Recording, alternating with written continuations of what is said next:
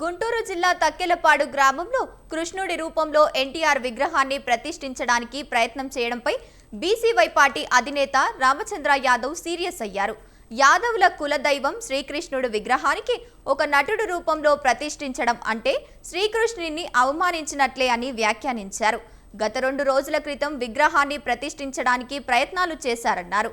పార్టీకి చెందిన నాయకులు కొంతమంది బెదిరింపులకు పాల్పడుతున్నారని, ఇటువంటి బెదిరింపులకు భయపడేదే లేదని రామచంద్ర యాదవ్ హెచ్చరించారు.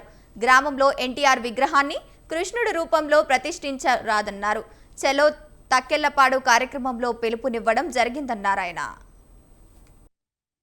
4-5 నెలల క్రితము తెలంగాణ రాష్ట్రం ఖమ్మం జిల్లాలో స్వర్గీయ ఎన్టీ రామారావు గారికి సంబంధించిన ఒక విగ్రహ ఏర్పాటుకు సంబంధించి ఆయన విగ్రహాన్ని శ్రీకృష్ణుడి రూపంలో ఏర్పాటు చేస్తున్నారని తెలిసి గతంలో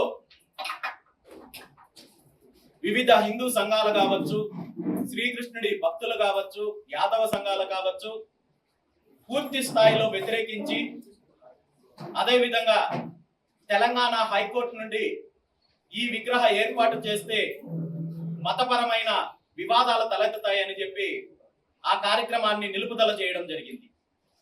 అయితే అదే పరిస్థితి గత 2 రోజుల క్రితము ఆంధ్రప్రదేశ్ రాష్ట్రం గుంటూరు జిల్లా తక్కెళ్లపాడు అనే ప్రాంతంలో కొంతమంది అధికార పార్టీకి సంబంధించిన వ్యక్తులు అదే మాదిరి శ్రీకృష్ణుడి రూపంలో ఉన్న ఎన్టీ రామారావు గారి విగ్రహావిష్కరణకి పూనుకోవడం జరిగింది.